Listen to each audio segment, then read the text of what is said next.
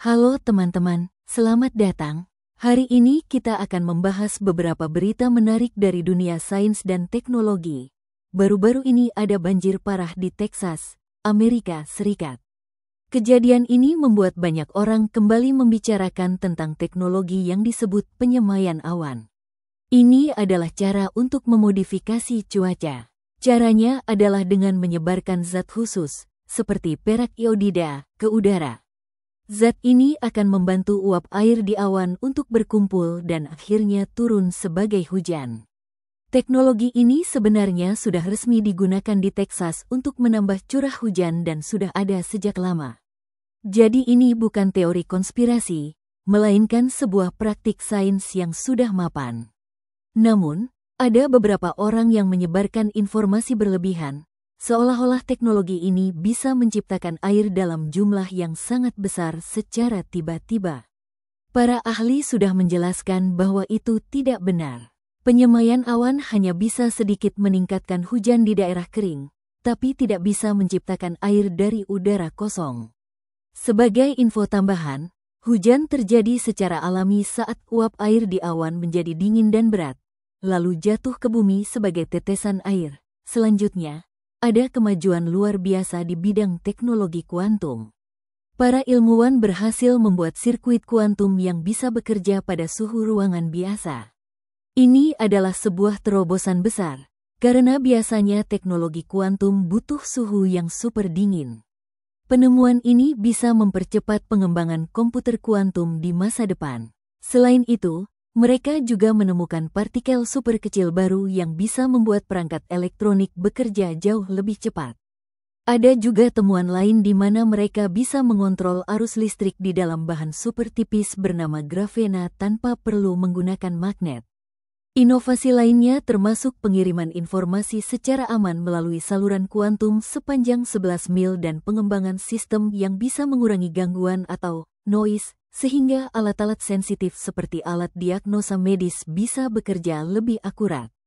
Sedikit catatan, grafena itu adalah bahan yang terbuat dari karbon. Sangat tipis, setipis satu atom saja, tapi luar biasa kuat. Karena keunikannya, grafena banyak diteliti untuk teknologi masa depan. Sekarang kita lihat ke luar angkasa. Teleskop luar angkasa James Webb terus memberikan kita gambar-gambar yang menakjubkan. Teleskop ini berhasil memotret sekelompok galaksi yang saling berdekatan dan juga sepasang galaksi yang sedang bertabrakan. Teleskop Webb juga menangkap gambar sebuah bintang yang baru lahir, yang menyemburkan gas dengan kecepatan tinggi. Letaknya sangat jauh, sekitar 1000 tahun cahaya dari kita. Teleskop terkenal lainnya, yaitu Hubble, juga tidak kalah hebat. Hubble pernah memotret nebula indah yang bentuknya seperti kupu-kupu dan juga bintang terang di nebula Orion. Selain itu, ada pengamatan terhadap galaksi lain yang sangat terang, bahkan 5 kali lebih terang dari galaksi Bima Sakti kita. Pengamatan dari berbagai teleskop di darat dan di luar angkasa ini membantu kita memahami alam semesta dengan lebih baik. Sebagai pengetahuan umum, 1 tahun cahaya adalah jarak yang ditempuh cahaya dalam 1 tahun. Jaraknya sangat jauh, sekitar 9,5 triliun kilometer. Jadi kalau ada bintang berjarak 1000 tahun cahaya, artinya cahaya dari bintang itu butuh 1000 tahun untuk sampai ke mata kita.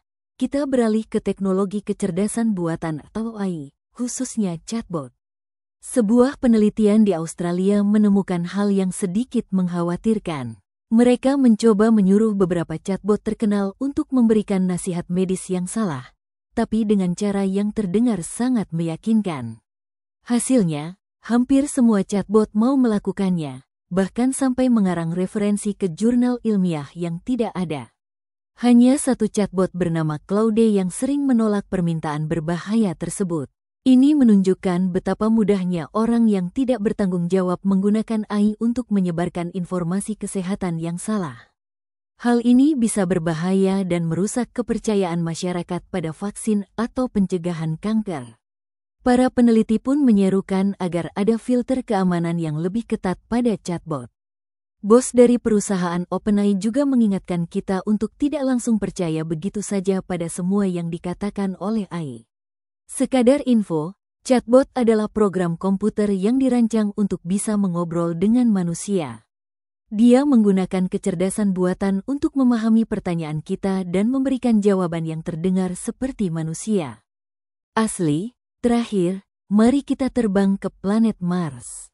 Ada 2 penelitian baru yang membantu ilmuwan memahami mengapa Mars tidak pernah bisa menopang kehidupan dalam jangka waktu yang lama, meskipun dulu ada bukti sungai dan danau di sana.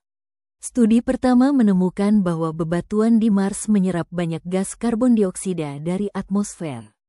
Ini membuat planet Mars menjadi sangat dingin dan kering. Akibatnya, air di Mars hanya bisa ada dalam bentuk cair untuk waktu yang singkat, lalu diikuti oleh zaman es yang sangat panjang. Studi kedua mendukung temuan ini. Mereka menemukan endapan tanah liat yang terbentuk di danau-danau kuno.